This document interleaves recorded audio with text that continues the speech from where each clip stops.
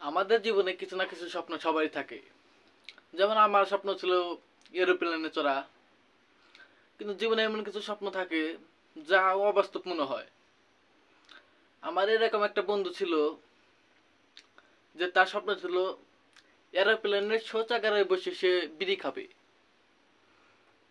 সে বিড়ি ধরে এসেও কিন্তু পুলিশ তাকে ধরে নিয়েছে।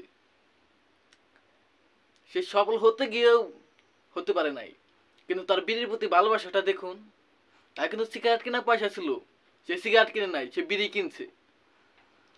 আমার মনে হয় এরপরে যদি মহাকাশে কোনো অবতারকে পাঠানো হয় তাহলে তাকে কয়েক প্যাকেট মুকুট বিড়ি আর নয় আকিস বিড়ি কিনে আর 2-3টা ম্যাচ লাইট কিনে দেওয়া উচিত। কারণ সেখানে সে বসে বসে বিড়ি খাবে। তার বিড়ির প্রতি ভালোবাসাটা দেখছেন। সে বিড়ি খেতে বলে নাই। উনি ট্রেন আর প্লেনের মধ্যে দূরত্বটা মুছে ফেলতে চেয়েছিল, কিন্তু পারেনি, সেটা ভিন্ন কথা। কিন্তু সে সম্পূর্ণ চেষ্টা করেছে। সে একটা নতুন বিপ্লব সৃষ্টি করেছে।